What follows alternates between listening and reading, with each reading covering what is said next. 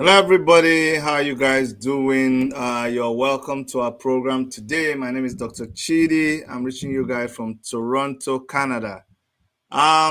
This is like always. I've been saying that a lot of times, but it's true. This is one interview that is very, very special to me, very dear to my heart, and which a lot of people reached out to me and said, "Is it possible to arrange something like this?" And I reached out to my guest, and I am glad that. But by special providence, I was able to connect with him and he agreed to come on the program tonight. Um, do me a favor, if today is your first time, make sure you subscribe and make sure that you put the notification bell so that anytime we come on, you will know that we are on. I'd like to apologize for the slight mix up because we've changed and we have like 1 hour difference in our timing between Nigeria and Canada, well, the eastern part of Canada. And that's why I got mixed up and we lost 1 hour. So my apologies for that. Do me another favor by making sure that you share this broadcast, share it around to people who need to know. It's so sad how they've dealt with history. History is no longer being taught in our schools, as it were. So a lot of people don't know what the history is.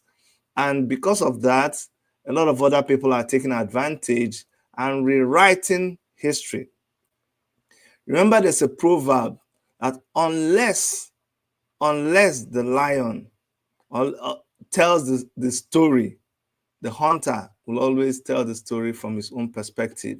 So what we're trying to do is to hear the stories about the hunt from the side of the lion.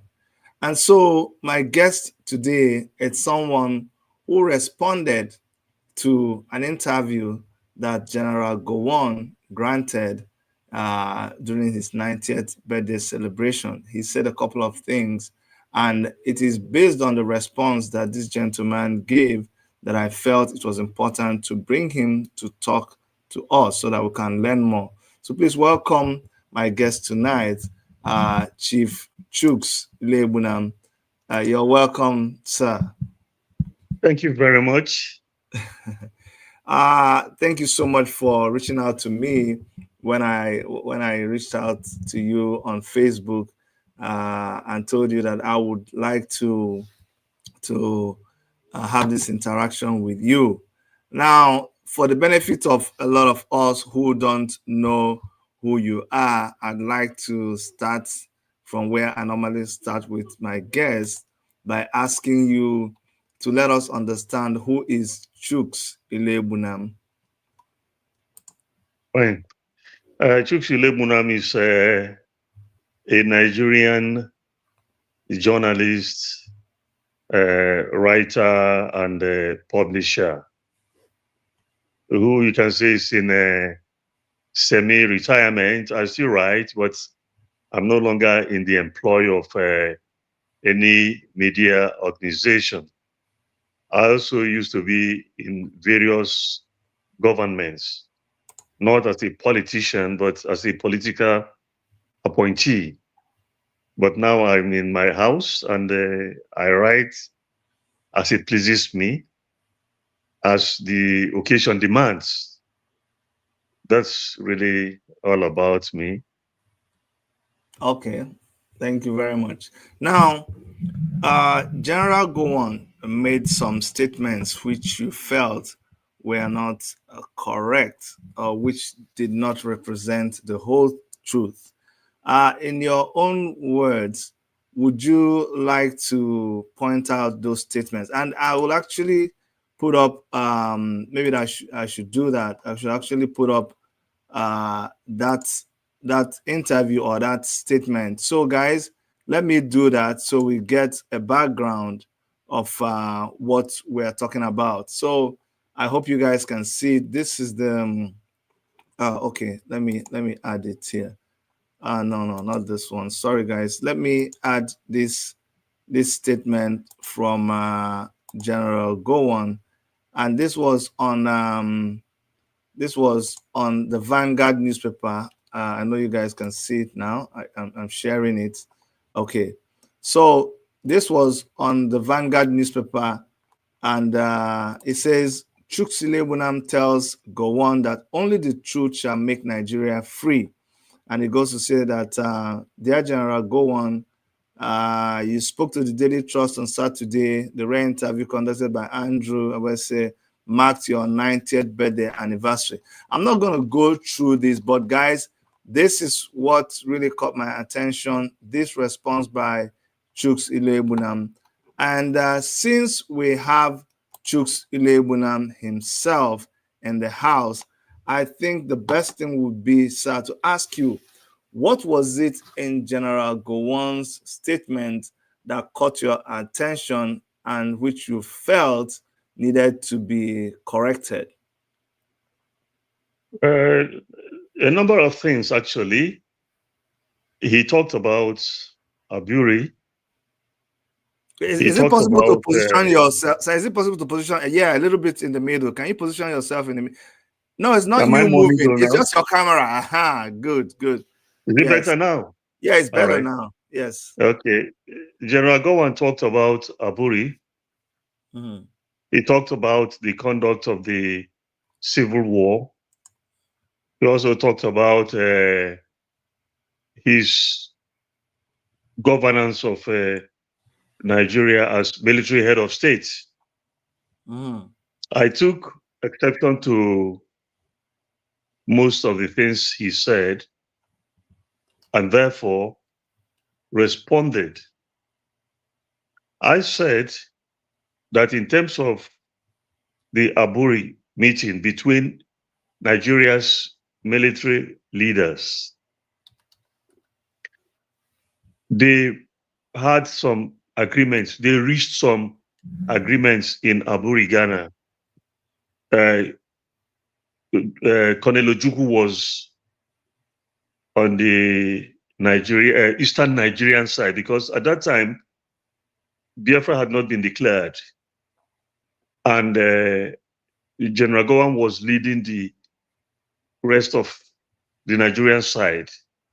The Aburi Accord came in the wake of the coups of 1966, the January 1966 coup, the July 1966 counter coup, and the massacre of Ndigbo by the thousands across most of the Nigerian territory.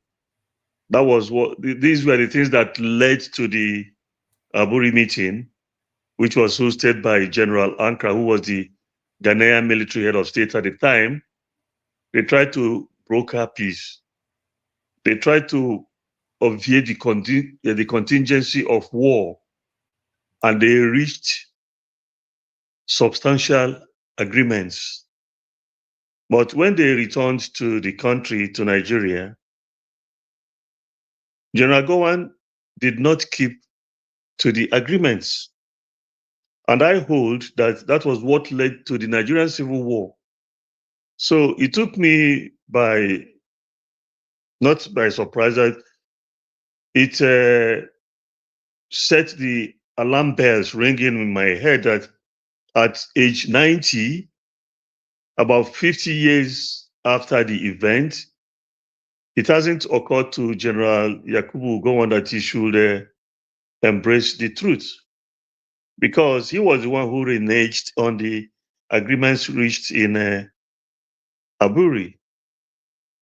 Foremost of those agreements was that the different regions should operate apart, control their disciplined forces, so that tensions will cool down. But when they came back, Ojukwu came back to Enugu, Gowon and his people went back to Lagos, they didn't implement the agreements. Now, the meetings held over 2 days in Ghana were recorded.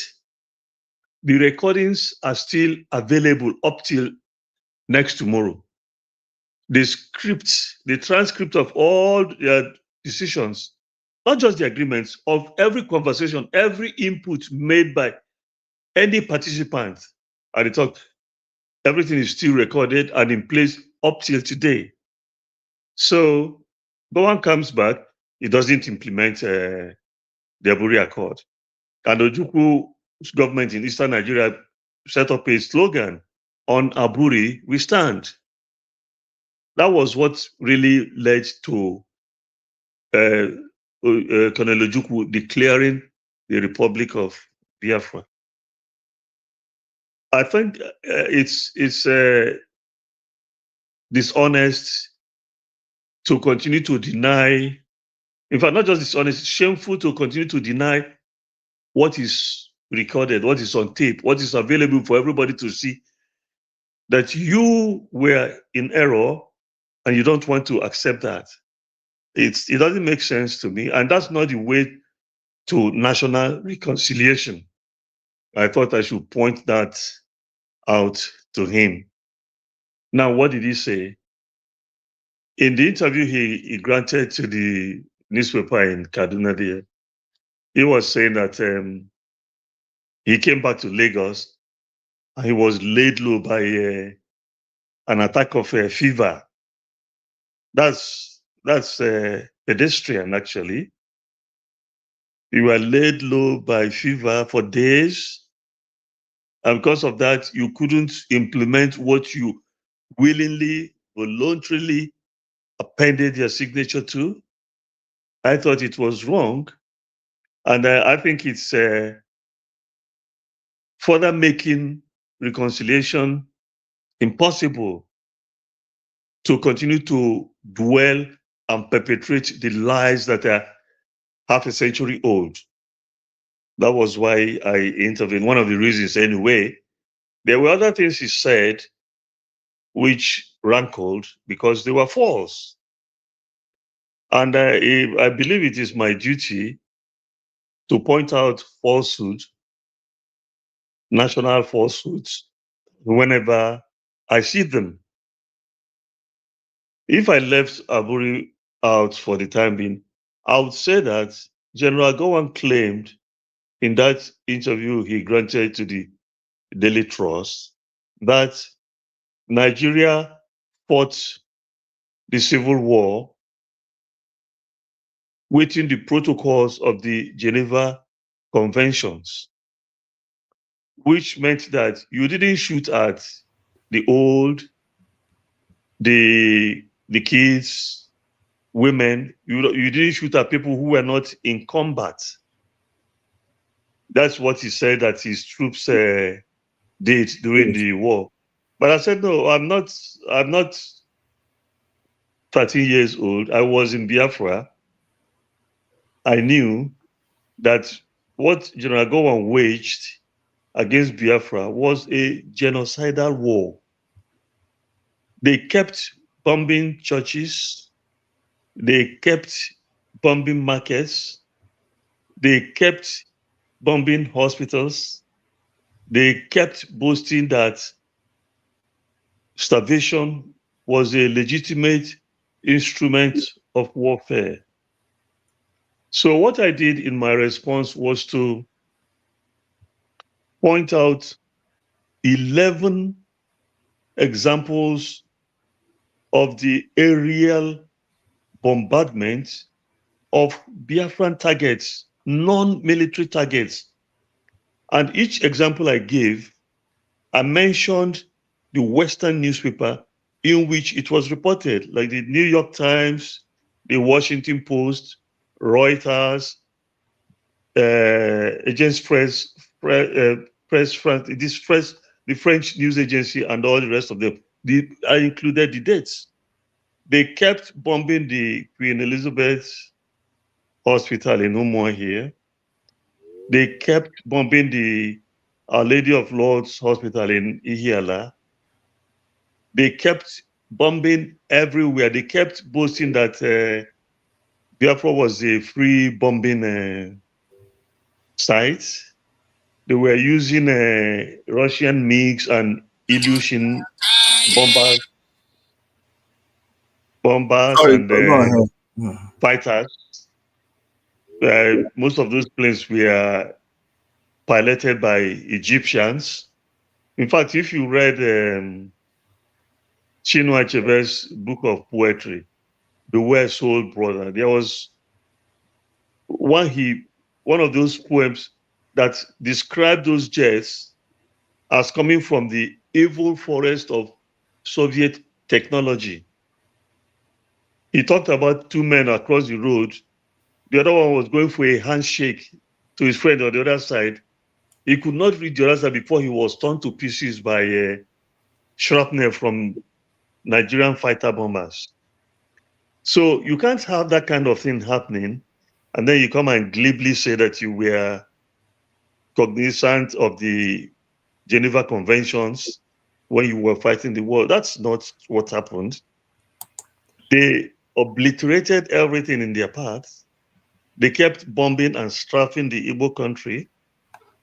In fact, the bombing of civilian targets was a daily affair throughout the war. It was condemned. The practice was condemned by the International Committee of the Red Cross. The American government protested. Other human rights organizations protested and said, no, you couldn't keep bombing a people like this. The wounds have not healed today and may never heal if attempt continues to be made to screen what happened with lies and barefaced falsehoods. And that's why I said, I thought if, you see, the life expectancy in Nigeria is about 52 years. Mm-hmm. If a man gets to 70 years like myself, we are blessed. But for a man to be up to 90 years who says he's a Christian and he keeps distributing lies, throw lies about like confetti, he deserves to be called to order. And that's what I did. He even went beyond that to claim that he did this and that and all those for the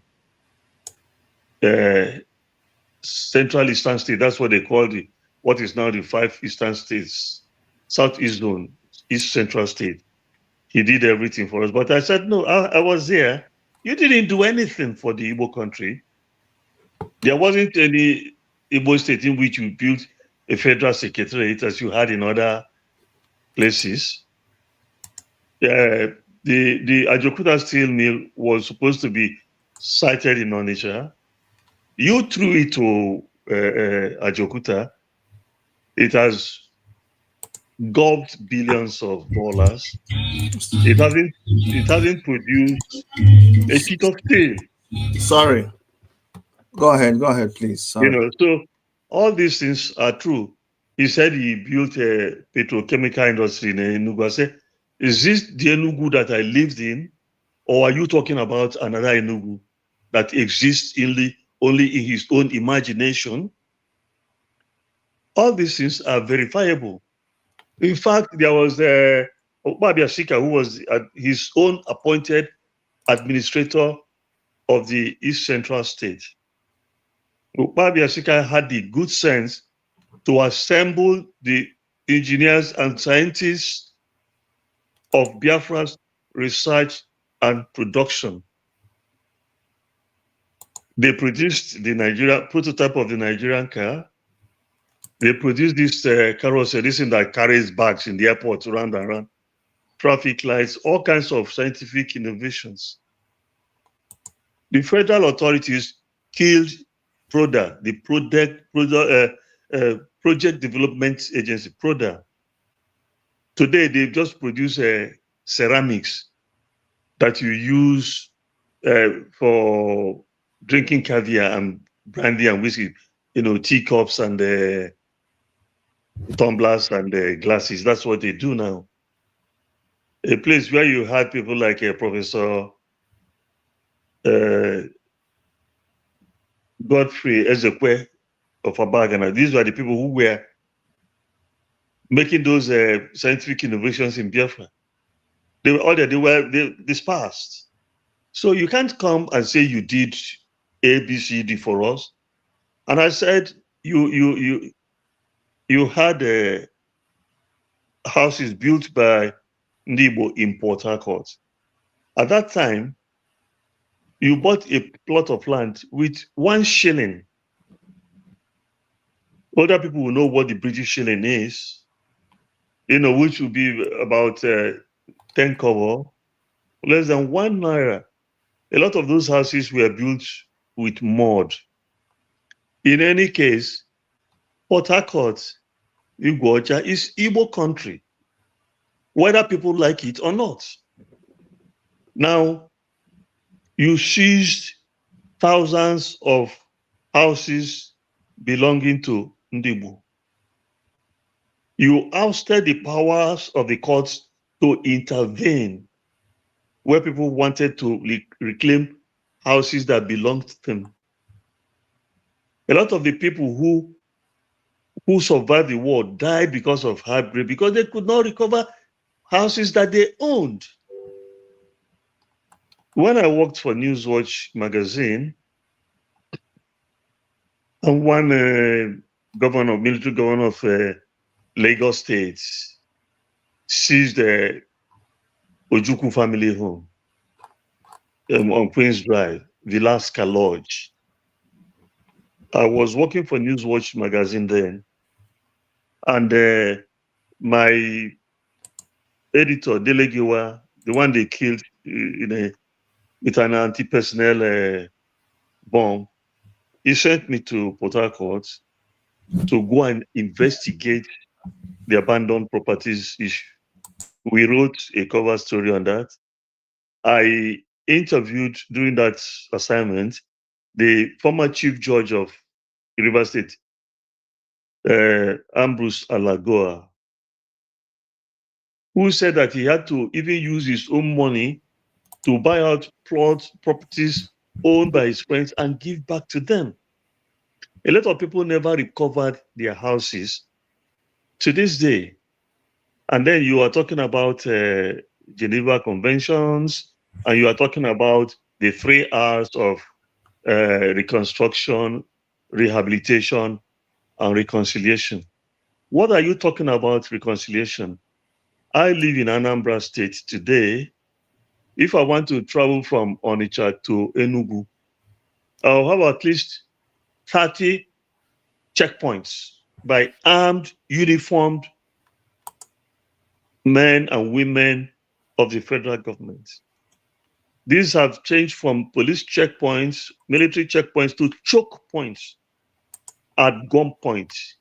It doesn't happen anywhere outside the Igbo country. That is not how to effect or effectuate reconciliation. That's subjugation. And it is continuing to this day. So when I was chief of staff to the Anambra State government of Governor Peter Obi, General Gowon came to Oka. The governor wasn't in the state at the time, so I received him. I put him in a hotel. I organized the venue where he carried out his worship session of the Nigeria praise. Now, it struck me at that time. I received him and we chatted, and he was encouraging me. He said he was chief of staff of the Nigerian army at a younger age. As chief of staff, I should do my best. I said, thank you very much. But I said in my mind, this man has organized this prayer group called the Nigeria Praise. He doesn't go to Zamfara State to do his Nigeria Praise. He doesn't go to Borno State to do his Nigeria Praise. He is always in the Igbo country doing Nigeria Praise, because that's where you have people to sponsor it.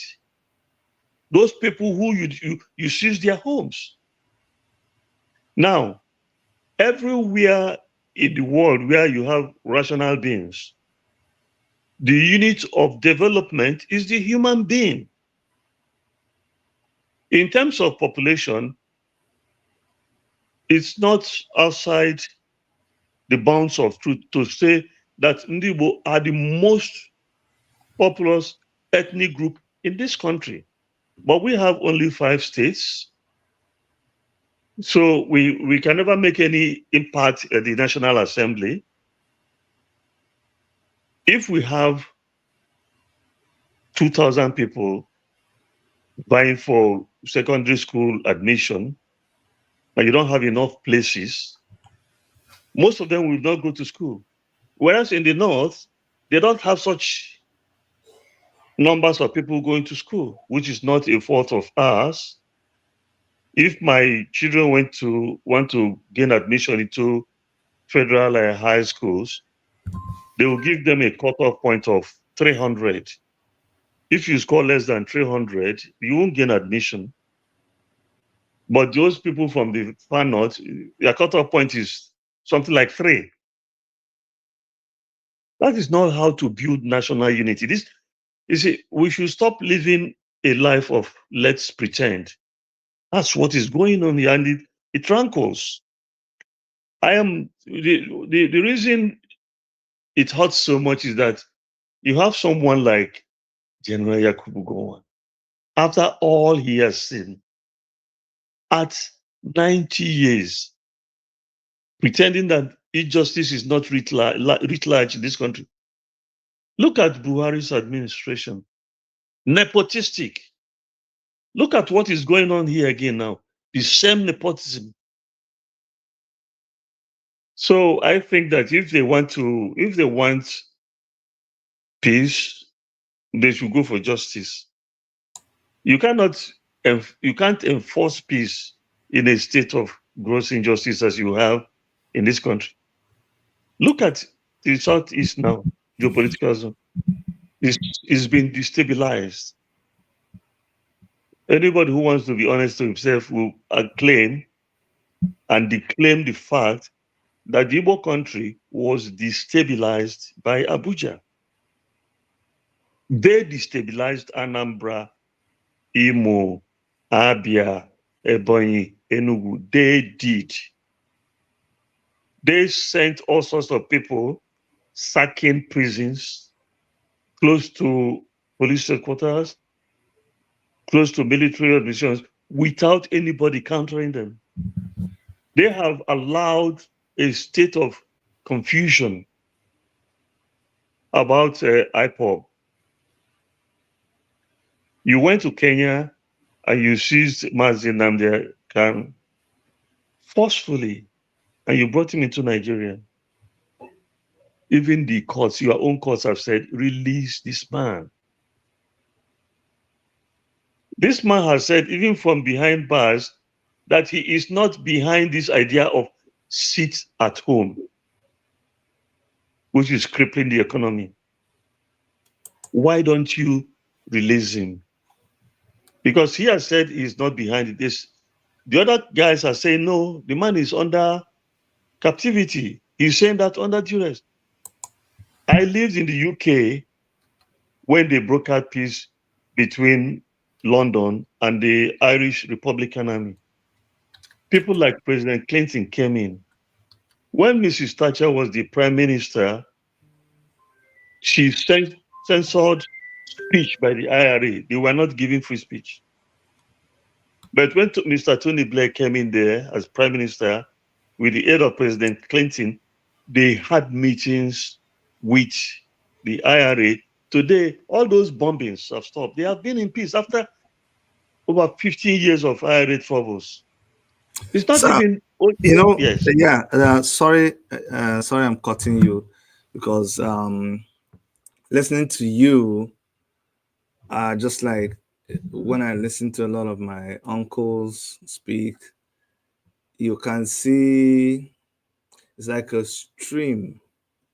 It's like a quiet stream or a quiet spring emanating from a depth that is filled with pain and anguish, and it just keeps flowing and flowing, and it can keep running and running, and it's it's it even feels like a spring is not even the best way to describe it, because instead of water running out of the spring, it's like you are you are watching or you're listening to a spring, but instead of water, you have blood running out of it. Um, a lot of this generation may not relate to what you're talking about. I am I am somebody that is a child of the war. I was born in 1969, and uh, because of my parents' involvement with the war, my mom worked with the Red Cross, and my dad, um, it was supposed to be drafted into the army, but he ended up being a supplier for the army, and then because he narrowly missed being drafted into the cadets force, that's why he named me Cadet, just to remember that incident and the man who kind of saved him from that drafting. So you can imagine that all my lifetime, I have been filled with stories about the war that it's almost like I was there. And I have uncles who told me about, their encounters at different sectors during the war. And just when you started talking, it just filled me with.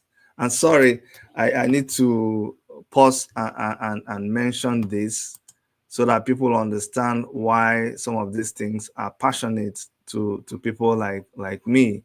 When you were speaking, I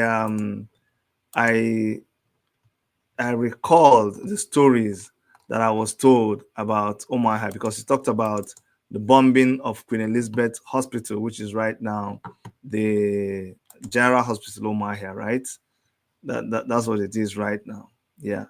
And the bombing of General Hospital, which is Queen Elizabeth Hospital, then is so special to me. Especially, I'll show you a picture. I just googled it and I saw this picture. This is a picture that I saw, and so this picture just shows. It says 1969, traumatized and terrified patients pictured hiding under hospital beds and tables. This was after the Queen Elizabeth Hospital in Umuahia came under attack by the Nigerian government. Sadly, even hospitals were not spared. Now, when I look at, you see this, this almost brings tears to my eyes. This is for the first time in my life I am seeing this picture. But before this time, I've always talked on my program about my Biafran story. So just seeing this picture right now, just it's so surreal, because my mom told me about how, and I've told this picture countless times, but every time I tell it, it has a special meaning to me. Hearing you talk about the attack on the Queen Elizabeth Hospital, seeing this picture right now, and relating it to my mom uh, telling me that when she was giving birth to me, uh, and she was on the hospital bed, and they were performing a cesarean surgery on her, and the planes came and they were bombing the hospital. How all the doctors left, and because they were bombing the theater, and people were hiding under the table, and she went to my crib and pulled me out, and her tummy was still open because they hadn't stitched her up. She grabbed her tummy and rolled towards my crib, grabbed me out of the crib, put me under the table and lay over me. That story, every time you talk about it, it sounded so unreal. But looking at this picture right now, you see, now it makes sense to me. And so, for people who don't understand why it will be painful to see somebody like Gowon, who would want to dismiss a lot of these events and treat it like it didn't happen, it brings the whole thing home. So I understand exactly what you're talking about. Now, going further, you actually started so many questions I would have asked you, because people will ask, how do you want to relate what happened so many years ago? Why are you going to bother to talk about it? Why don't you just, for the sake of reconciliation, let it be? But you already started talking about the impact of those things on the present day Nigeria, and in particular the southeastern zone of our country. So just further let us understand how this continued misrepresentation of facts is dealing with our motherland and Ndigbo, to be in particular. How the whole, you just talked about how Abuja is responsible for decimating our land, causing confusion, but let's highlight on that a little bit more. If you, I was before you intervened, I was talking about the IRA in Britain and how they made peace. They talked to the IRA that they considered to be the vicious enemy, and they got peace. It's not only an American or British thing. Such a thing happened in Nigeria not long ago. When Yar'Adua was the president, there was a lot of uh, instability in the oil producing areas. They were bombing oil installations, and it was hitting the economy. Instead of high-handedness, President Yar'Adua discussed with the militants. They made peace. They offered scholarships to a lot of them. They rehabilitated them. And there's peace now, at least relative peace now in that place. So why is it so difficult to discuss the major cause of instability in the Igbo country now? You have all kinds of people. Some are in Finland, some are in Norway, some are just on the social media. They'll tell you, don't go out on Monday. Don't go out on Tuesday. Sometimes they will tell you not to go out for a whole week or 2 weeks. Otherwise, you will be killed. There was this friend of mine, primary school friend of mine, who lives in the US, and he said he supports what's going on. I said, you support what is going on because you are thoughtless. And he started sending me materials about the bus boycotts during Rosa Parks, Martin Luther King, and all the rest. But I said, don't teach me contemporary American history. When those blacks were boycotting buses, they were boycotting buses owned by whites. You can't keep killing Ndigbo here and say you are protesting against Abuja. Abuja that doesn't care if you are wiped out. In fact, Buhari described the Igbo country as a dot in a circle. He doesn't care. They don't care what happens to you. So why are you killing us yourselves here? Now, there was a principal who said he wasn't going to listen to them, that he was going to organize the WAEC examinations. He did. The students went to the exam halls, wrote the exams, and went home. At night, they went to the man's house and shot him dead.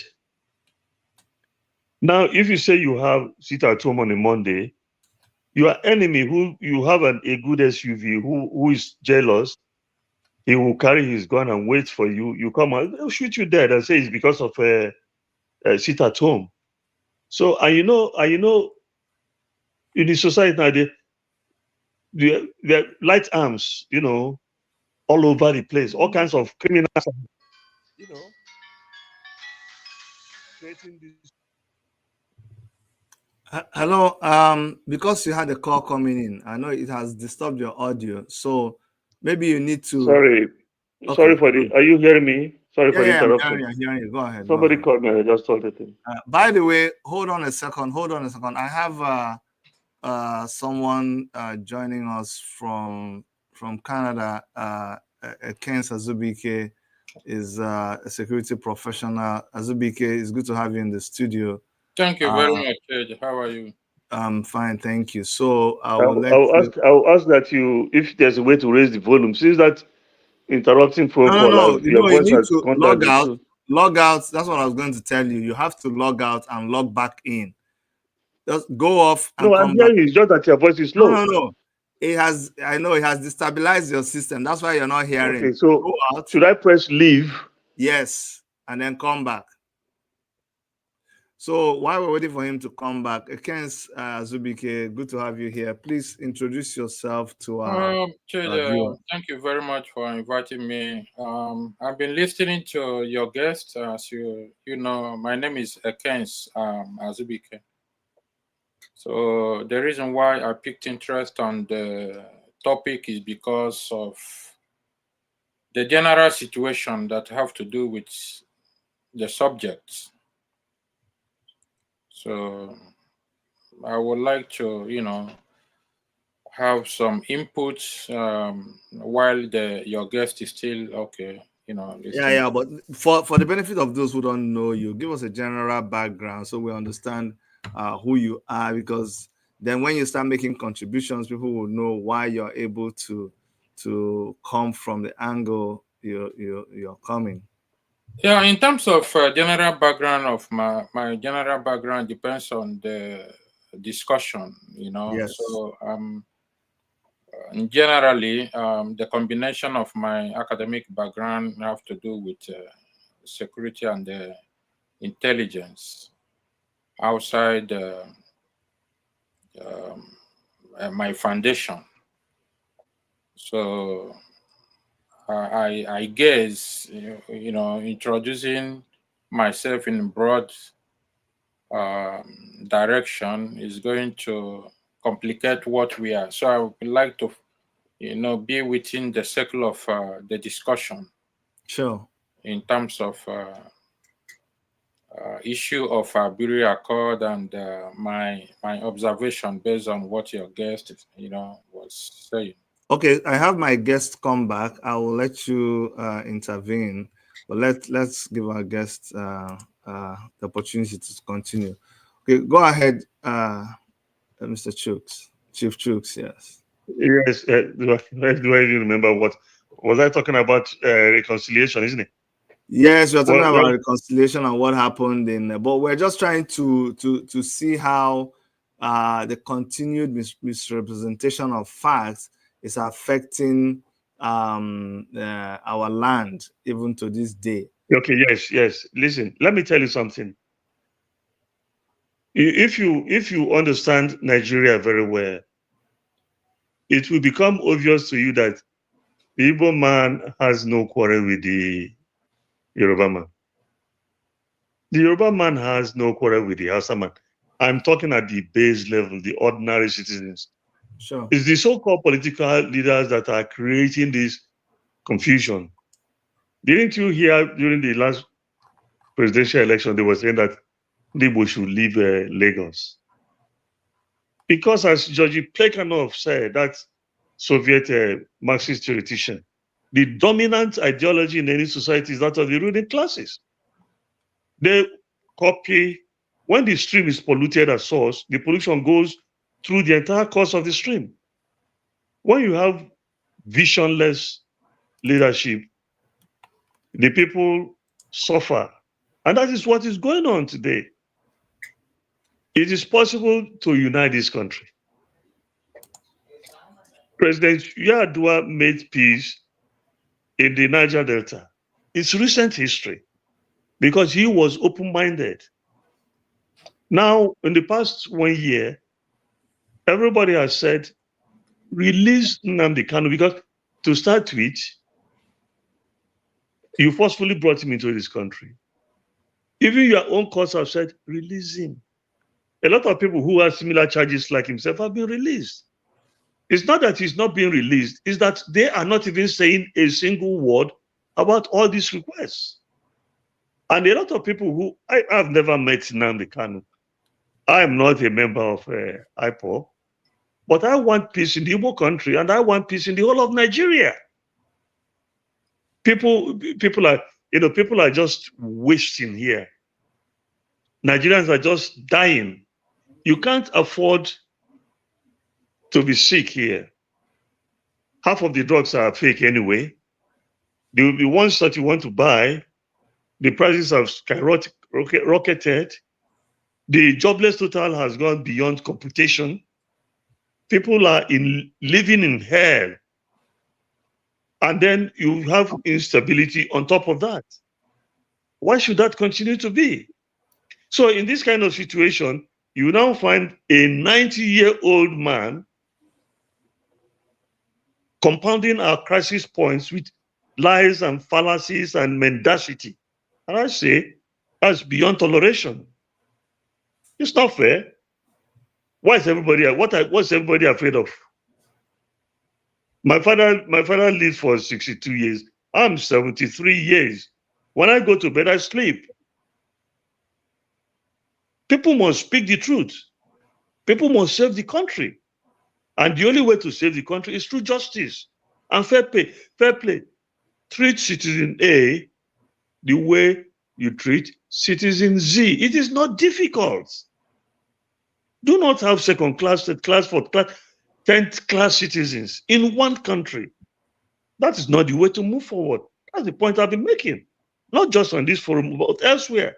In my journalism over decades.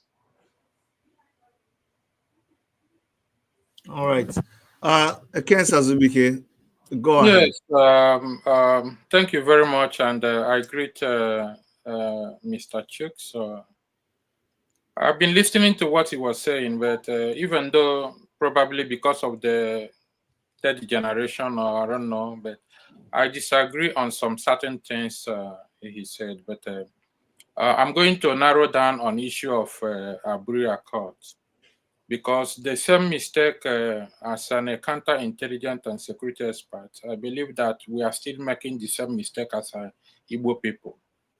If you listen to Juku, the interview before when he returned back regard to this Aburi Accord, Juku said that that agreement was drafted by his secretary.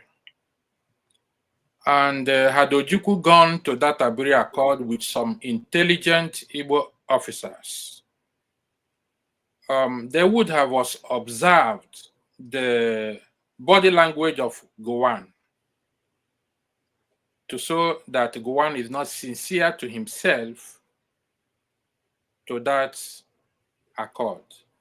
But Ojukwu himself was naive. He even said it. I'm not quoting, you can check the interview.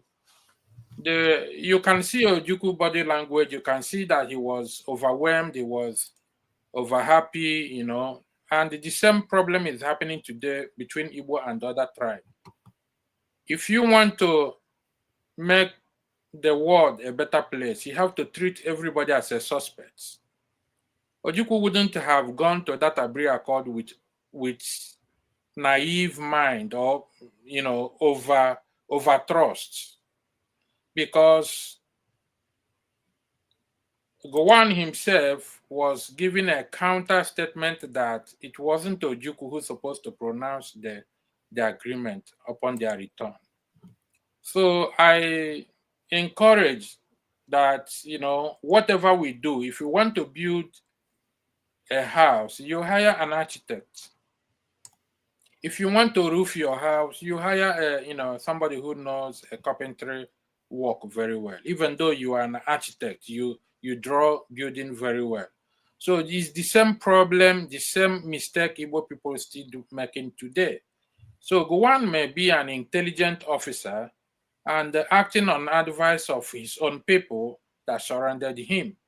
So I wasn't born then, so I don't know the level of intimidation that may be going on then, and the level of officers, Igbo Biafran officers, who may not express their feeling because Ojukwu is their boss. The same thing that may be happening today. So in terms of that, we really need to go back to drawing board and see what went wrong other than blaming anybody. Ojukwu have done his best, and I have studied those interviews. I have gone through so many articles, and I have seen a lot of vacuums and loopholes that may warranted those incidents. So Gowon is still alive today. Mr. Chooks, Chief Chooks, you are a journalist. You can put forward the same question to Ojukwu.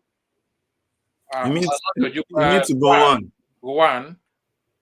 You can put up some certain things. You know, we need to be strategic. But the problem we have as Igbo people is we believe sometimes in our pocket, in our business. And I find out in Igbo land that a problem an Igbo man solved with 100 million, other tribe may solve the same problem with 50 naira pen. This is what we need to pay attention on. The other tribes are not better than us, but we should, go back to drawing boards. We have so many intelligent people, but we need to use a right person. It takes a criminal to catch a criminal. So if Ojukwu can say by himself that he was naive, I mean, if you want, I can send you, you can Google it, I can send you the tape. Then Gowon is still alive. And when Gowon is talking, you can see the level of intelligence that what he's saying is not what is in his mind. But in Ojukwu face, if you narrow down behavioral analysts or in terms of character analysis on Ojukwu, you can see that the way he talk, if he tell you good morning, that good morning is what he have inside his heart. You can read it.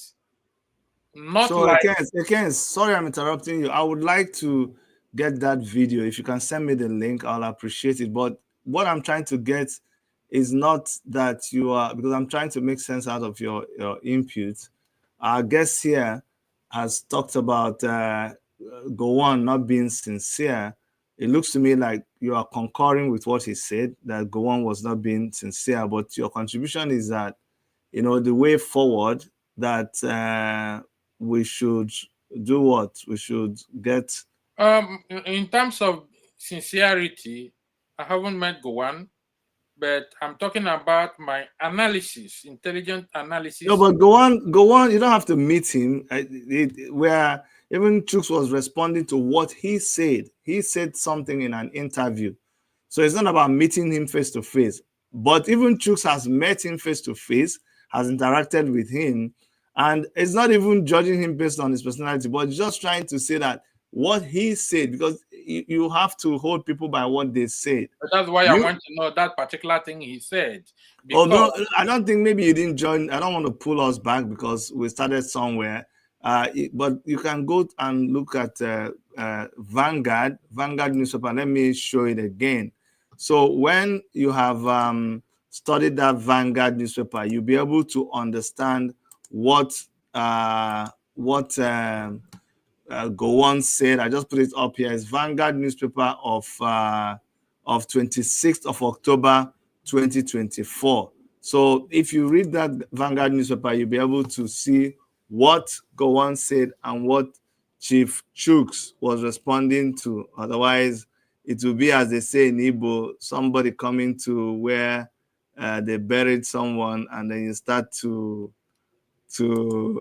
Yes, I agree with you. But if I read it, the man who challenged the statement is here, and he can, because other people are trying to understand what, because if I... No, I'm just saying you joined late. That's what he's been dealing with. But again, so that we don't, this is a few minutes program. You would have to go back and read what he said. But one thing you said, which I want us to move forward on, and going back to our guest here, is you talked about like going and looking back at what brought us here as a people and how to move forward. Like, how do we move ourselves out of the situation we find ourselves?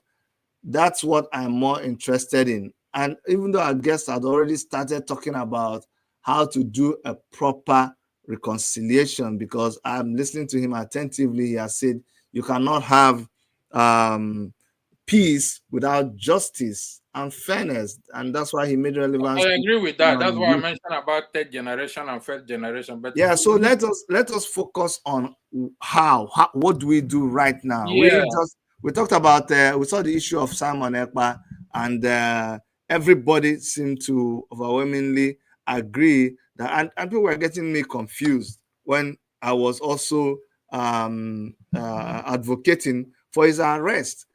He needed to be put on the leash, but that didn't mean that those things that he was talking about don't exist.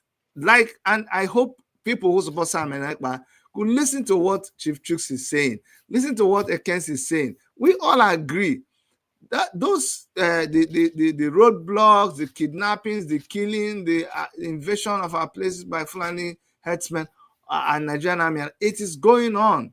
But you cannot be inside your own homeland and destroy your homeland and be saying that you're saving. How can you be killing the people you say you're saving?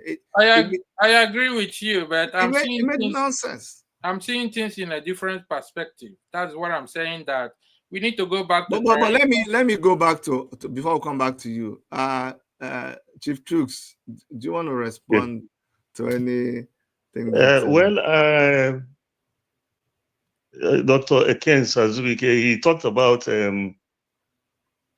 Ndigbo, the need for Ndigbo to be strategic in their engagements with the rest of the country.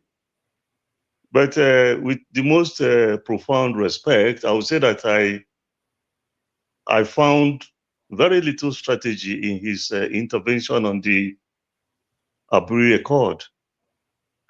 I said, and the world knows, that military officers and gentlemen met over 2 days, arrived as specific decisions, appended their signatures to those decisions, and came back for only one person to throw overboard all that was decided. And that was what led to the Tennessee War that the country fought.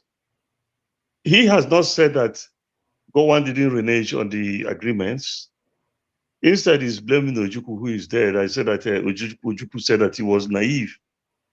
I'm talking about now, both of us are speaking now.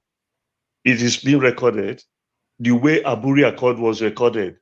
And I said, not just the accord is the document of agreement. Everything everybody said during those 2 days is on tape up till next tomorrow. And that somebody turned it overboard. Instead of you to address that situation, which caused all the chaos we are having now, you are citing where you read that Ojukwu said he was naive. I find that's not the kind of way I was taught by my parents and by the schools I attended to reason. You know, this is the kind of thing that really infuriates me. I'm saying that Gowon caused our problems. You remove him from all blame. You are blaming Ojukwu. Was it Biafra that attacked Nigeria? okay. He said he should have gone. He should have gone with a parliament to Abuja to go and to Aburi to go and negotiate. Is that what the whole thing is about? Yes, with all due respect, By sir. the time they went to Aburi, Ghana, most Igbo people in the whole of the country were back in the east, or were in jail in Nigeria, or dead. There have been so much bloodbath. Tens of thousands of people have been killed. We were already blockaded. And Ojukwu goes there and meets with his former colleagues that he went to military academies with, and they arrive at an agreement. and they come back to Lagos, to Nigeria, and Lagos discards the agreements, and 50 years later, you are telling me to go and blame Ojukwu. That's why I'm saying that I find very little strategy in what this gentleman is saying, and I may not abide it.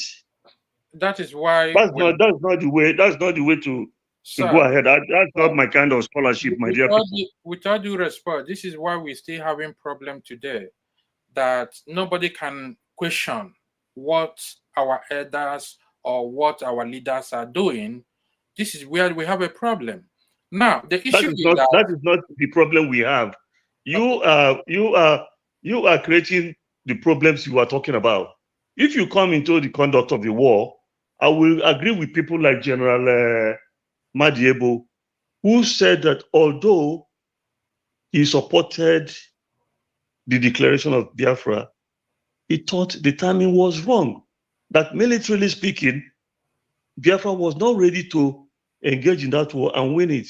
If you are saying something like that, it will make sense to me. That is but his we're own talking opinion. about listen. It's just like you have a constitution.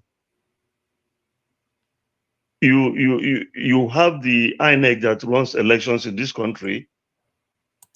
They did the presidential election last year. It was blatantly rigged, even up to the judiciary. Any sensible, truthful, honest person knows it. Then when the question is raised, you say we should go and blame Peter Obi that he was naive in believing that the proper election will be held. Is that why I'm sitting here now? Okay, sir. I would rather not be party to this kind of. No, sir. Actually, I don't operate like that. No. Let me intervene. Kens, hold on. The tossing away of Aburi Accord led directly to the civil war, in which millions of people died. And you are telling you didn't even hold it against Gowon. You are telling me to go and blame Ojukwu. I'm still what kind of is that? You see, this is why we have issue in Igbo land that no. We don't have any issue. The issue we have is what people are talking out of point. No, the issue we have in the Igbo land is that some people are on high horses and talking out of point. Under the international law or international relation, okay, the agreement could be, I'm not supporting anywhere, but we have to be strategic up to international level so we don't become a local champion because we want to intimidate to whom people that are under us. This is what I'm telling you. Had somebody who did we intimidate? Had somebody stood then and question what happened? Who did we intimidate? Had somebody stood up at then, question what is going on? Maybe somebody stood up when against during the time all this incident was going on. Okay, can I tell you something? I want to let me direct this discussion here so that maybe I need to let us understand what is going on here. Our guest, Chuks Edebunam, has told us here what he knows, has confronted facts with facts. You came up and you have expressed opinions and you have based it on what you have said you don't even know. It's so many things you say there, you say you don't know. Now, opinions are very subjective and you are entitled to your own opinion. But what we may not begin to bring into the discussion, so it doesn't affect what we're doing, is we cannot allow those opinions, because even like when I was telling you, you didn't even know the basis. Let me tell Dr. Chidi, let me say something. You know, with due respect, Dr. Azubike would have been making better sense if he had read Gowon's interview and if he had read my response to the interview. That's exactly what I was saying. That's exactly what I was saying. So based on that, is telling us to strategize.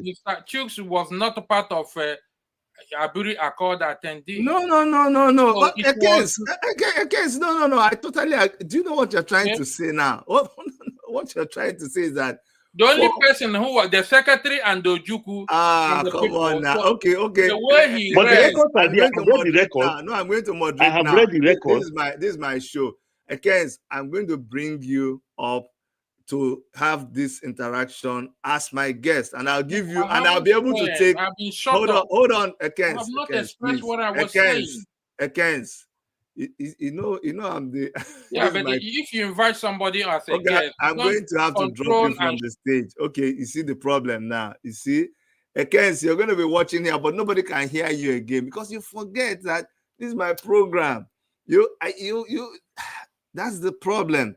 I respect you, but you are on my show. You see, you are on my show, and if I say let me do it and you say no, then I'll because that's what probably what you do on my show. So please respect that you're on my show.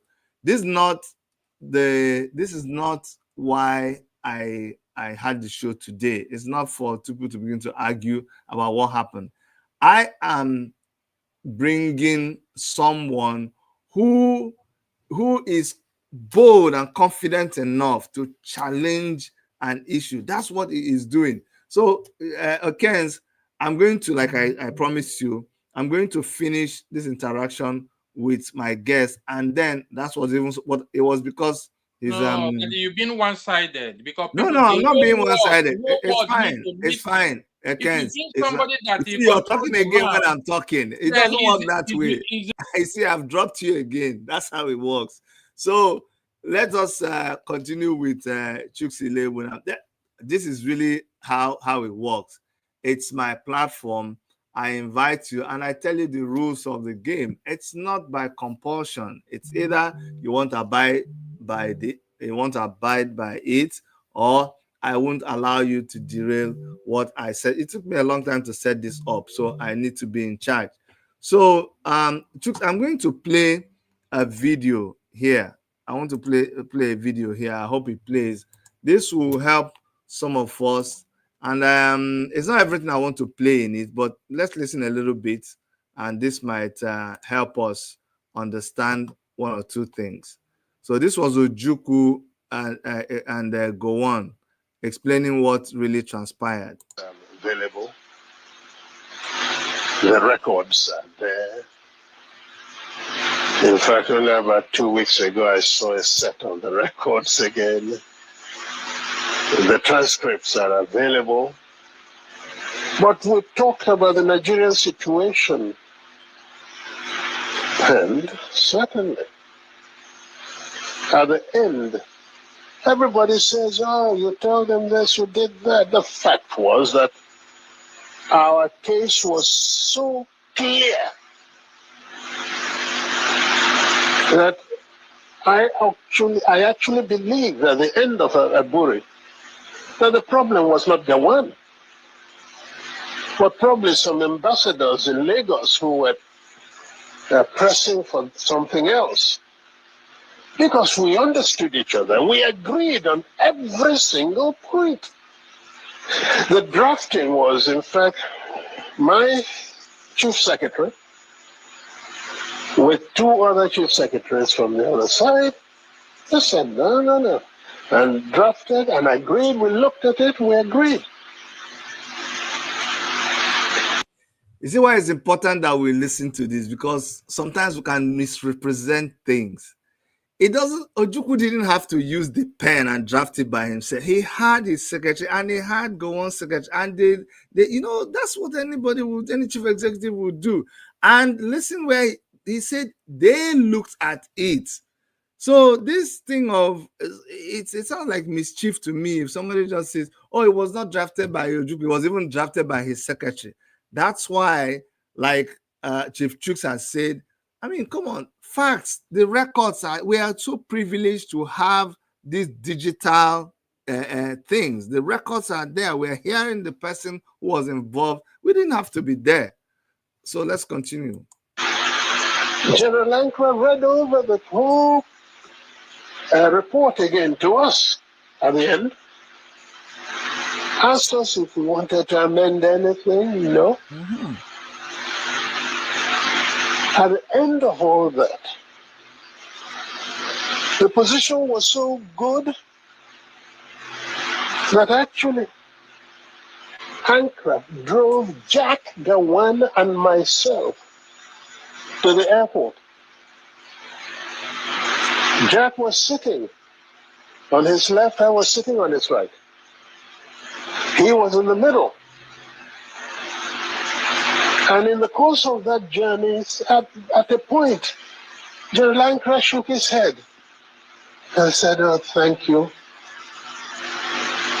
Thank you. If only we can go on like this, everything would be all right." I believe I was the one. As I do now from time to time, I go for the dramatic. Suddenly I picked up Gowon's hand, put it on Ankara's lap, brought my other hand, placed it on it, and I said, "General, sir, hold us together, I want to say something." So General Ankara put his hand on top of the two hands, and I said, "General, I want to assure you that I am totally satisfied with everything we said. I will even go further and say to you something I did not say at the conference, and that is that once we have implemented everything we have said, I would ask you for one favor and one favor only, and that would be to be the one to propose Jack Gowon as a head of state of Nigeria." It was a 2-day conference of peers and old mates, but its aftermath produced even further controversy. When we came back, and Ojukwu did not go to make the statement he made first, virtually giving the impression that we've agreed for a confederation to move apart, etc., which was really not in exactly that. If I had had the opportunity to make my broadcast in the first, because that was the agreement, not for him to make the broadcast first, then if I had committed myself to what he said, then there wouldn't have been any problem. But he went and said certain things that certainly looked wrong, and therefore we saw in practically everything he did, I think it was for to play up to the gallery, not being sincere. At Aburi, yes, we agreed on area commands for the armed forces. At Aburi, we agreed that the police force will be decentralized. We agreed on those. Yes, we agreed.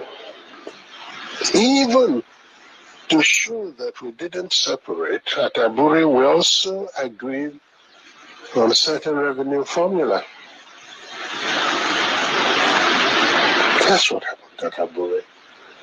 Aburi again, because I always end up, this sounds odd today, but I always end up by saying I must have been naive, because I believed actually that would be the end. I'll confess to you, when I got back to Enugu, oh yes, I had a party. Believe it. So the reason why I wanted to play this tape was because I knew that this is where our friend Ekens got some of the things he was saying. You can misrepresent people out of context. It's just like when I did a video where I said, when I called the Nigerian government, oh, I felt stupid that I should be the one calling. So I'm gonna cut it and said, oh, Chidi said he's stupid for calling the British. What Ojukwu is saying is someone just tells you that, I must have been naive to actually believe that. It doesn't mean it was stupid. It's actually not fair to begin to open up with the way Ken's open. But let's keep that aside. I'm glad. I just wanted to play that clip, and for the benefit of a lot of us who never had a chance of seeing that clip, who did not know what that clip was all about. That's why I played that clip. Now we're going to move forward and just address what we think is the way forward. Maybe we can now talk about Mazi Nnamdi Kanu's incarceration. I mean, this government just knows that keeping him there is not helping, but it looks like they're not even interested in that.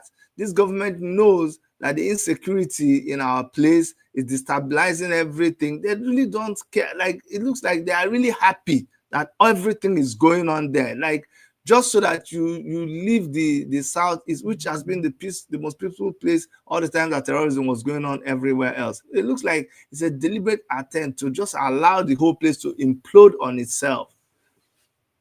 Go ahead, Chooks. I think that it is often said that out of every evil is to be found the very germ of its destruction. Things are dire in the Igbo country today, but that doesn't mean that things will remain this bad. I'm hopeful that someday soon, reason will prevail. It is possible to judge. Listen to alternative opinion. Choose what suits you. Let the other party choose. And then you will have a consensus. There are many places in the world where you have had all kinds of difficulties, warfare, and everything. At the end of the day, they made peace. In Czechoslovakia, they sat around the table and decided to part company without even one abusive word. But look at what happened in Yugoslavia. Look at what happened in Sudan. Bloodletting all over the place. And look at how the country Nigeria has been. Nigeria is today 400 times more divided than it was immediately after the Civil War. During the Second Republic, there were 5 political parties. For the presidential election of the Second Republic, one of the presidential candidates was Igbo, Dr. Nnamdi Azikiwe. The other 4 political parties had Igbo vice presidential candidates. Today, the Igbo cannot contest elections anywhere. They are prevented from. They are rigged out.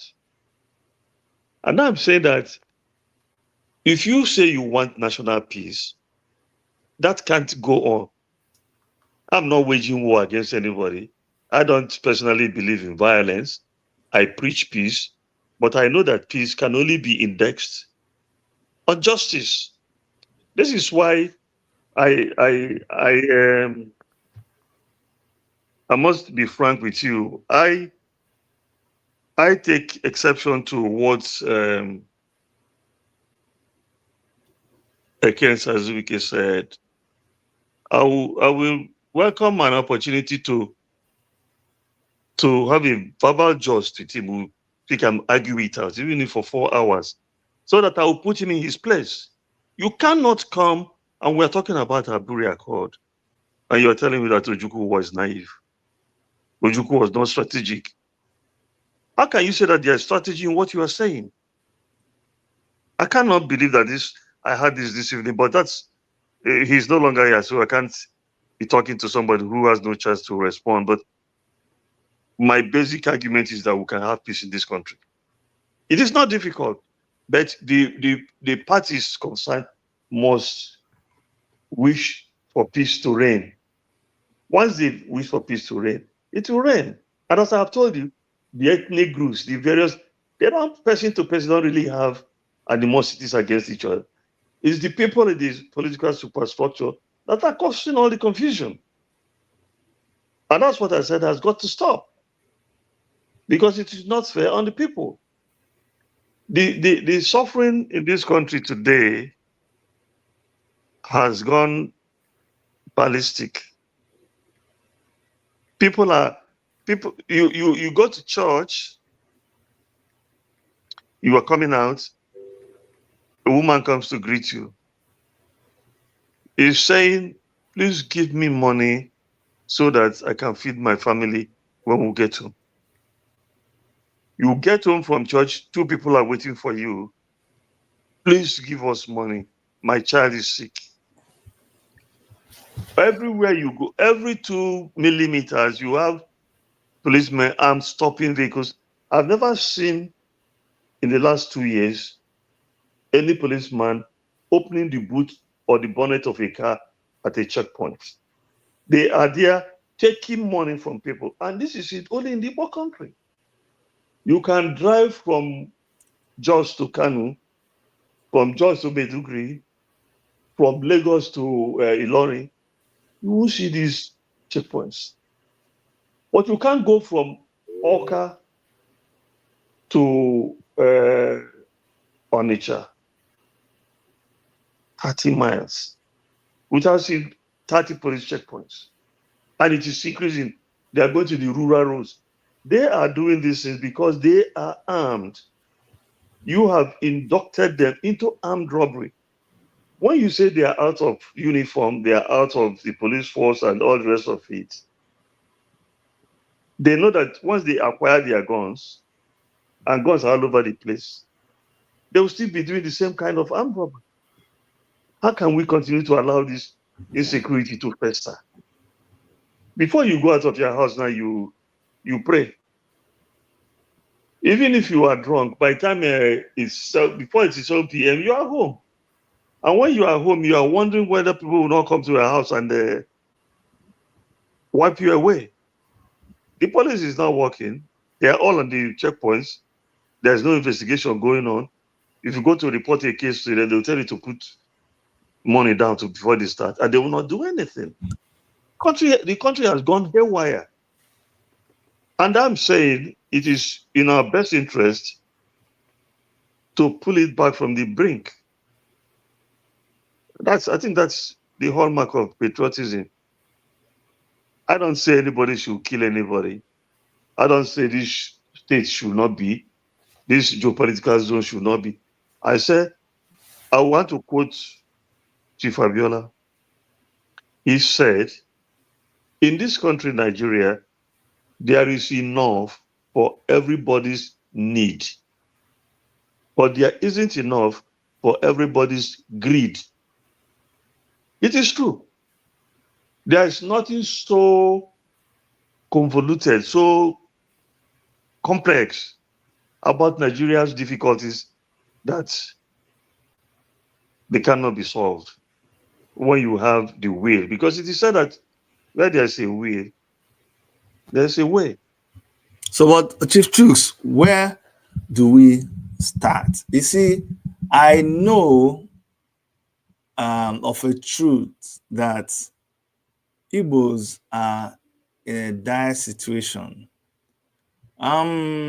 Since after the war, a Yes. couple of years ago, we seem to start to, you know, get our acts together.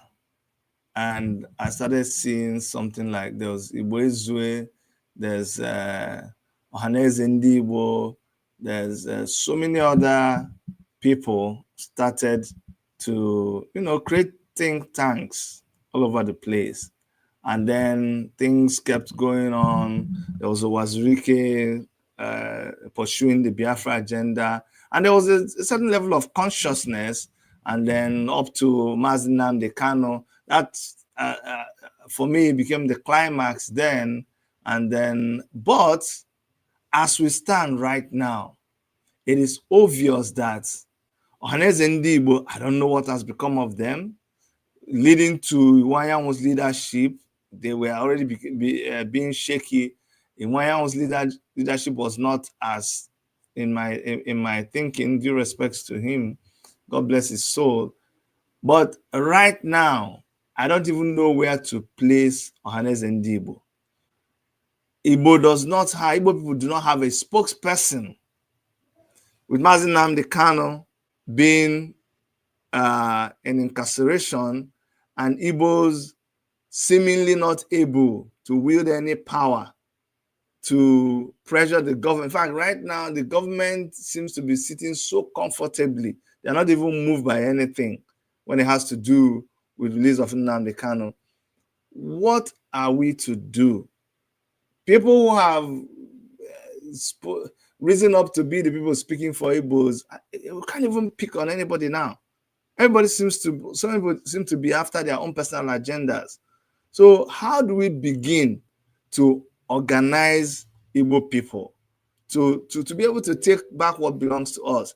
And I'm going to bring back our friend Ekensa Zubike, because I want us to move forward. But I need you to be, because you're closer to what is happening. Me in the diaspora, us in the diaspora, yes, we are monitoring things, but who is directing what's happening in Igbo land right now? How do we move from here?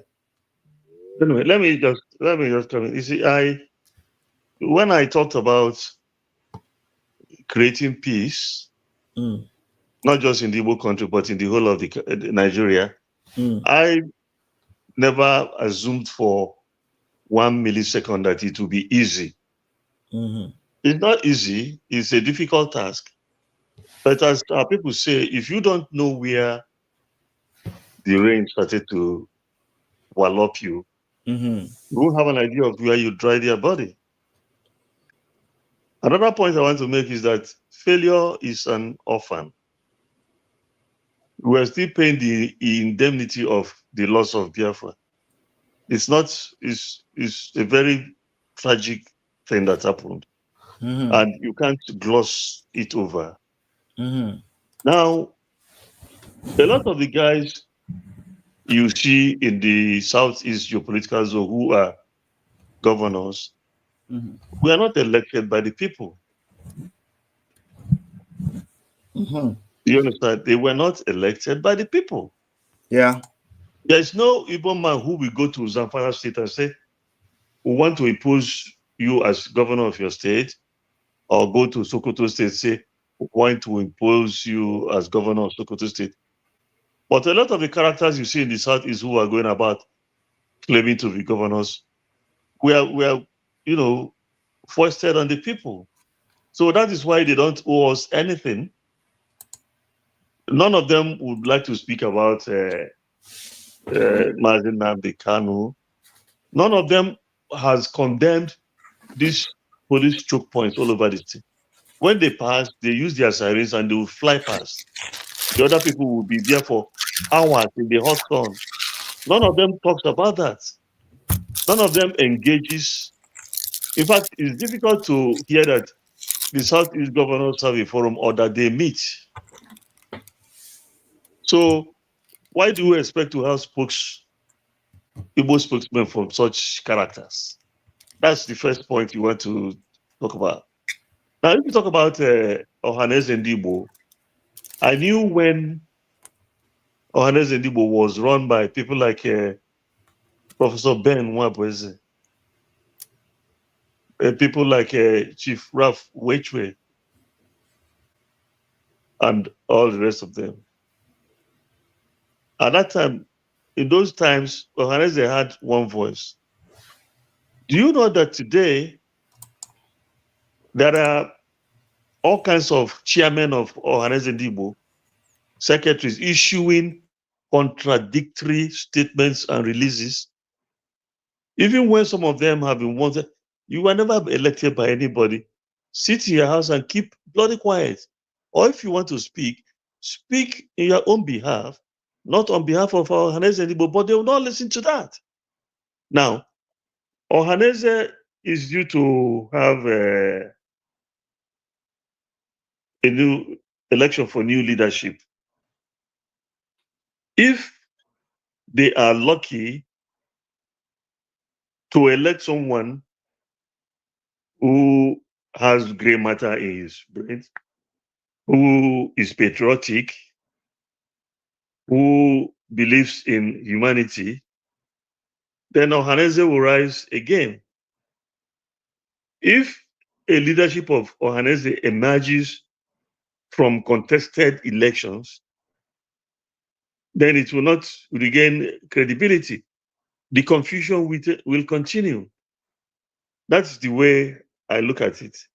So, if you remember that there was somebody called Dr. Michael Opara, if you had somebody of that hue today running an Igbo state, things would be different. The man lived his life, he set up all those industries, both in the Igbo country and non-Igbo aspects of Eastern Nigeria without discrimination. By the time he died, he didn't even have a personal house of his own. And he was fearless. He was always speaking for the people that put him in power. If you are made governor by the Supreme Court, in Nigeria, in the Igbo country, they call it Supreme Excellency. Your allegiance is not to the people you purport to be governing because they didn't put you there. That is why herdsmen will come here, come to an Igbo state, massacre people, and the governor of the state in question will not say anything. Because if he wants to say something, those who put him there will say, what you want to say is not in alignment with the terms of your imposition on your people. Keep bloody quiet. So the problems we have are encompassing. I can't even hear you. Sorry. What's happening? Sorry. So where do we begin to reconvene? How do we begin to organize? That's what I'm saying. I was leading that we have to build hope. We have to build confidence. We have to have people who love Ndigbo and who love peace, national peace, to take important and critical positions.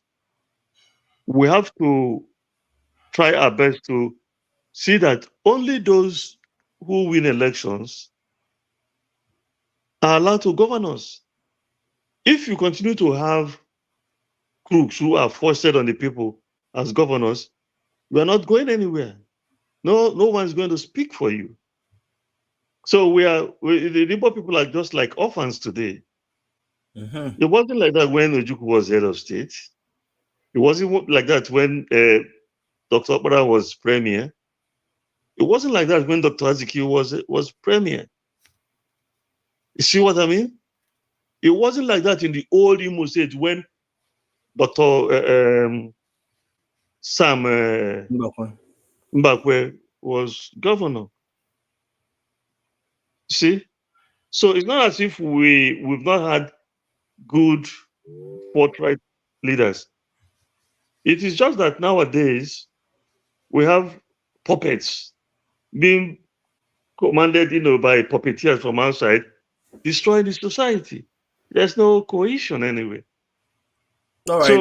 So you have to destroy these fetters of change gradually. You have to build consensus of opinion.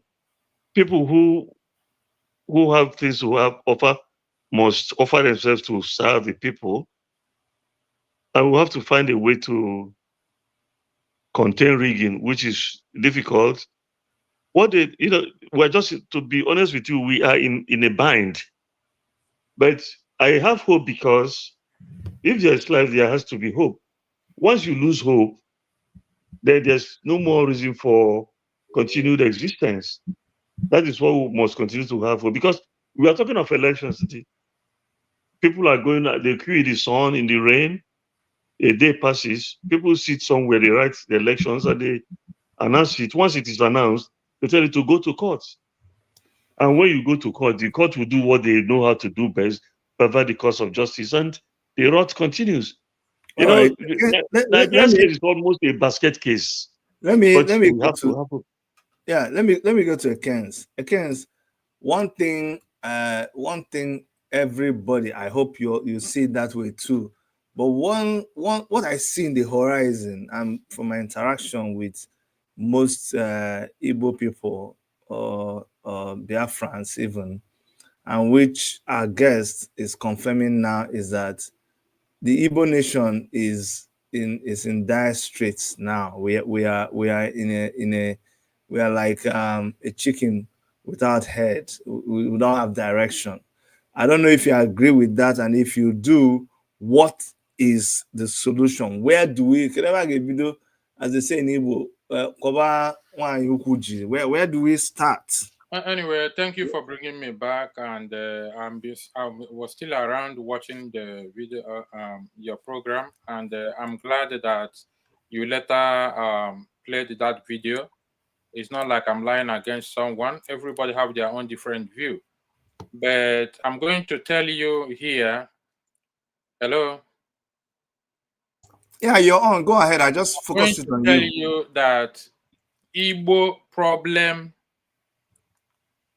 and the strategy how to solve it cannot be discussed in media. I don't know if you're listening to me. Hello. I'm not hearing you. I'm not hearing Anytime you. I focus it on you, is because Okay. I want people to hear you and hear what you're saying. Don't worry, Okay. everybody's still Thank you very seeing much you. for that. So the point here is that Igbo problem and the way forward and how to solve it cannot be discussed on public media. That is one thing. Two, Ohanaeze Ndigbo he's talking about should not be putting hand in a politics, should not be a political group or influence. All the governors should have a provision for funding of Ohanaeze Ndigbo, irrespective of whoever win the election, and refrain from intervention or influencing anybody that is become a leader of Ohanaeze Ndigbo. In that aspect, there are so many issues, but it's not something we're gonna throw on the public. And during the election, we should understand that Ohanaeze is an organization to help within ourselves. It's not a political organization that where you see your brother as an opponent as PDP or APC, okay, or governor of Imo State supporting somebody from Omahia, the other one from Omahia supporting. We shouldn't see it in that way. Ohanaeze and Ndigbo restructure their own agreement or their constitution or memorandum to be adopted by everybody, so that whenever the election is coming, everybody should bind by the rule, irrespective of how influenced anybody is. I'm not because I'm not their legal advisor. We are just making inputs. And when it comes to what he was saying, as I said, the information, there is something called classified and declassified information. Declassified information is information that was sealed and later made public because it's no more secret. And most of Ndigbo, including Igbo leaders, are acting based on declassified information. And at that moment, that information is already late. You understand my point? Now, we should be able to source what is this declassified information that is not yet to the public domain, so we can be ahead of time. In terms of security, I'm not anybody's security advisor. They know what to do. But insecurity is a big business in Nigeria. If some governors does not allow insecurity in their state, they will not get a big security vote from the federal. I'm not discussing in terms of being sympathized with anybody. I'm a security expert. And I'm talking about international level. We shouldn't dream to be a local champion. Why Constitution is being amended is because the Constitution that was made in 1820 may not be suitable to 21st century. This, we need to be ahead of time. Okay? And there are so many things. Igbos need to unite within themselves and make peace with themselves before we talk about outsiders. Maybe at this point, let me guide us. You see, you have just Chief Chooks. I heard what you said. Dr. Kens, I heard what you said. But you see, I'm still in a dilemma. What I want to know, and I agree with you, it's not everything that you come and say in public. Some things you say at meeting Omonna, we all know that very well. But then we have become a micro village now. Those times in the Omonna meeting, you're able to gather people together.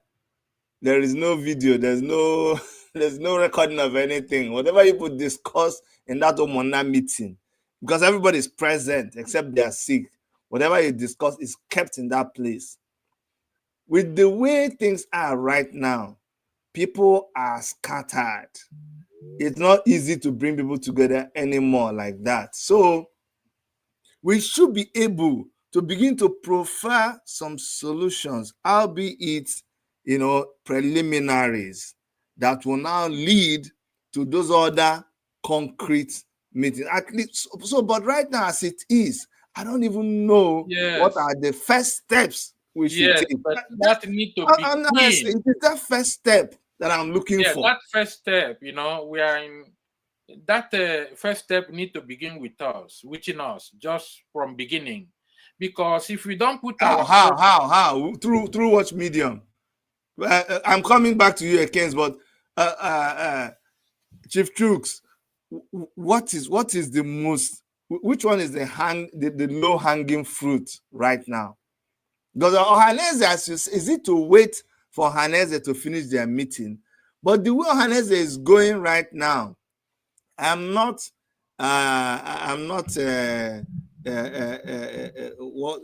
doom whatever.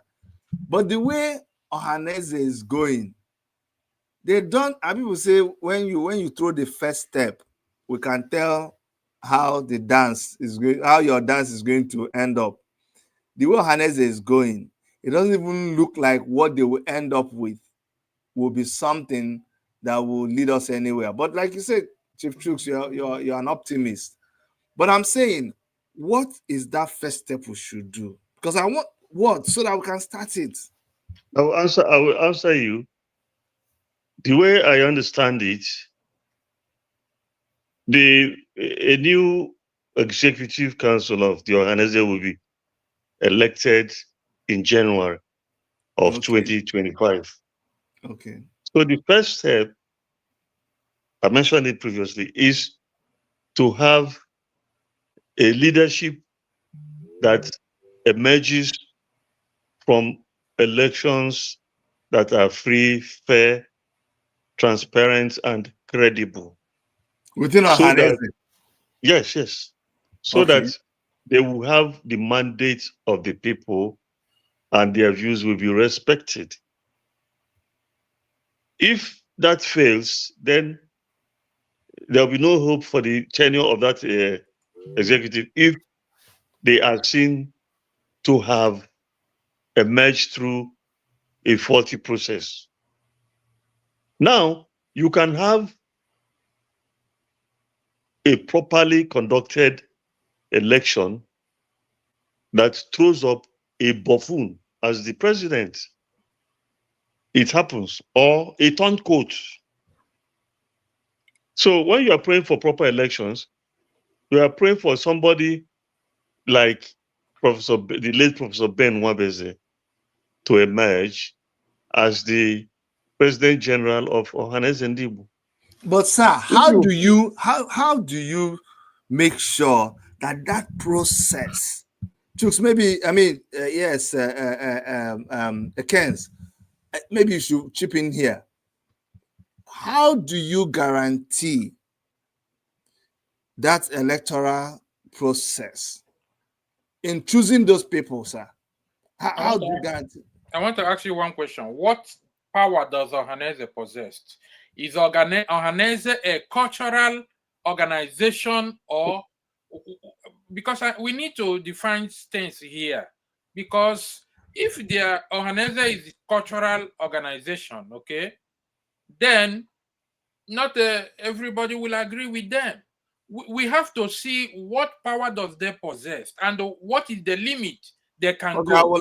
I would like Chief Chooks to answer this. Chief Chooks, what kind of power do you think Ohanaeze? The Ohanaeze Ndigbo is a political organization. It is a cultural organization. It's a social organization. It is a political organization, but it is not a partisan body. It is not a political party.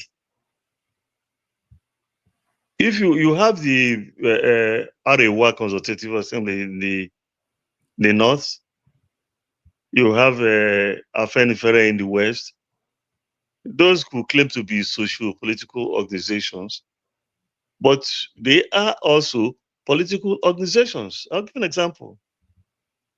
If you have a properly elected leadership of Ohanaeze Ndigbo that is patriotic,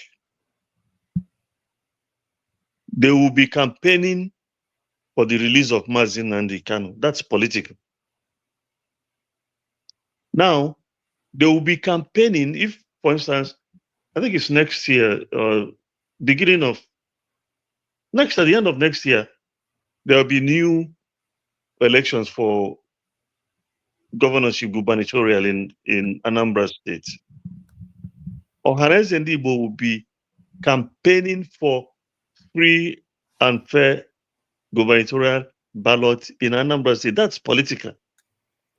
Okay. But they will not be saying vote for Labour, vote for PDP, vote for APC, but they will be saying, let us have orderly elections. Let us have elections devoid of violence. You see, you and the Kens seem to agree on this.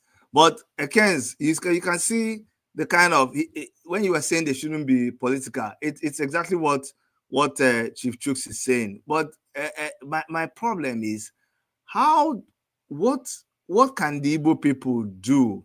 How can we prevail on Ohanaeze Ndigbo to be able to conduct a credible election? And even how do we do? Because like you said, yeah, okay. So, yeah, but that's what I'm saying. Look, Ohanaeze can never be fair and credible when they are being funded by politicians. But you have just said, okay, Kens, you see what Chief Nsachibon wrote there now? He says that if Ohanaeze Ndigbo, should be independent and speak out against everything bad, I advise that they shouldn't be funded by any governor because he who pays the piper dictates the tune. But you had said that Ohanaeze Ndigbo should be funded by every state governor. No. What I'm saying is that every state, because look, everything you do, you need funding. Mm-hmm. Look, what I'm saying that the state should have budget, what they are giving to the post of Ohanaeze Ndigbo, irrespective of whoever is there, not for influence. But my own proposal. But if you take their money, how can you have? Is the but you know how the government is elsewhere in other climes. You can set that money apart, and it becomes maybe part of the constitution of the state or the council or local government or whatever. So it's not dependent on which governor comes. But in Nigeria, the way it works, everything that the state does is the governor now. If they're going to open it, in fact, they make it the governor is the chief. If they open, I'm going to tell you something, even though we are in the media, okay? Because I was following up in Enugu. Rochas was building a parliament for. Go and verify. I will send you the video when he was a governor. I'm not bringing anybody here, right? But we are talking about for the progress. He was building with his own money a parliament where they will have the building of their own, where they will conduct their affair. I'm not gonna go there. But my own proposal for No, Ohanaeze. you mean Rochas was building a Yes, I will parliament send you. I will send you the yes. Ohanaeze in Enugu? Yes, yes. Oh, They're okay. very big parliament for them where they will have their own affair. Okay, whether it's political or not political, the building, I don't know what happened. I think the funding, but it's still there. But my proposal here is But Rochas is not is not Enugu governor. no, that's what I'm telling you. He was state governor, but he was building this for them in Enugu where they possess land. Is I think I don't know they donated the land for, but the building will nearly completed almost to hand over to them. Verify what I'm telling you. But my own proposal is that young youths should get involved in this Ohanaeze of a 10, so that this our elders should not be doing whatever they want. Secondly, presidency of Ohanaeze and Ndigbo should be scrapped. Ohanaeze should constitute a committee that every election, each state will vote their own representative, so that every state will have their own representative voted from their state to represent them, making them a committee instead of one person. Let me comment on that, and I'll go back to Chief Chooks. You see, here in Canada, in Ontario, okay, let me even down to Toronto, Igbo Union, we adopted a process where we don't have a president, we have the different states, okay, having a representative. But at the end of the day, when you come to that committee of representatives, there is still going to be a spokesperson. So even though we've tried that for some time, but what I'm finding out is that though it's like saying that you have a no-name brand, so you always put no name on that brand. That no name eventually becomes the brand of that brand. So when you say having Ohanaeze, a representative council, when you come to that council, 5 people cannot talk at the same time. There must be one person who leads. That person ends up becoming the president of Ohanaeze. Yes, I understand. But what we are talking about, interest and fairness. No, but at the end of the day, a leader, I mean, a group is as good as their leader. Whoever emerges as the head of that committee is the one who is the signatory to whatever. He is the leader. So he can oppose something from another. But let's go back to Chooks. Go ahead, Chief Chooks. Let me just throw some light. You can't have a body taking care of the affairs of millions of people that is headless. That's basic. That's to start with. Secondly, you have to acquaint yourself with the structures of Ohanaeze Ndigbo that are in place today. Because Enugu was the capital of Eastern Nigeria, it still remains the capital of the Igbo country to this day. That is why you have the headquarters of Ohanaeze Ndigbo there. You have Ohanaeze Ndigbo branch in Lagos. You have Ohanaeze Ndigbo in Delta State. You have it here in Anambra. You have it all over. Now, they have something like a parliament that they call Ime Obi, where delegates meet and they hold meetings. It's not as if the president general is a dictator. If they show such tendency, they're going against the constitution of Ohanaeze Ndigbo.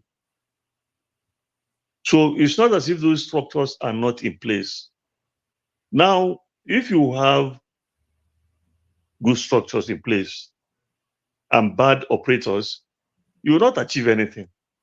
So it boils down to what I was saying from the outset, that you must have people who want to strike a blow for the Igbo race, not people who are imposed by outsiders and people who are looking for a big payday, or people who are really sold out. That's what I'm talking about. You have to have a president general. A president general doesn't sit in his father's house to make pronouncements that are binding on Ohanaeze Ndigbo. They meet. But what you have to do is that you have to excite and incite general interest, especially among the growing population, the young ones. I once raised this troubling issue with an Ohanaeze executive, where I said, you have this guy who answers Isiguzo or something.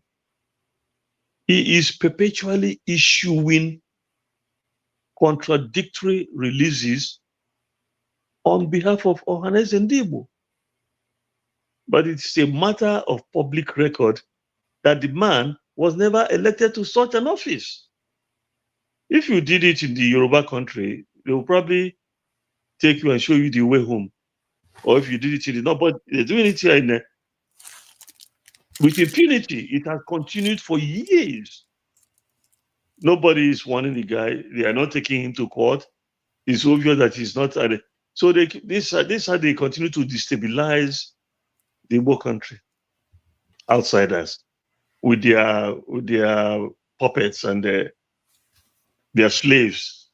So there's nothing about saving us that is straightforward or that is easy or that will be achieved in one day. A house that has been in disarray for about 60 years now, it cannot be repaired in 60 days because you're not talking of just physical structures. You are talking about the brain. You are talking about the psyche. You are talking about the mindset of the people. And you are talking about the humiliation of the grotesquerie that was Biafra. And these things can't be solved overnight. We have a long way to go, but we just have got to start. Let us start with proper elections that hopefully will put at the helm of affairs people who have in their hearts a love for Ndigbo. That's a starting point. All right. Thank you very much. I have really kept you, for long. I know how it is. I always tell people it's a project to be live in Nigeria and light data and all that. So I really, really appreciate your sacrificing your time and resources to be on this program. I am going to invite you because I'm going to reach out to a lot of people. I have this prof that I spoke to the other time. I'm really, really, when I spoke to him, he's part of a committee that I'm sure if I call his name, you'll know. When Ezife died, they were part of the people that planned his burial and all that. So it's close to happenings. It is important that we begin to organize Ohanaeze Ndigbo. We know Ohanaeze Ndigbo is more of our elders, and their interaction with the youth is not as much, and that is what Ken Sazubike is advocating. So we would also be looking from that side, because I know that groups like the ones agitating for Biafra, all these groups sprang up because of the vacuum that was created by the inaction of our Pan-Igbo organizations. So, Kens, I also want to thank you for your contribution. I know you've been working hard from so many years back on the Igbo matter and Biafra also.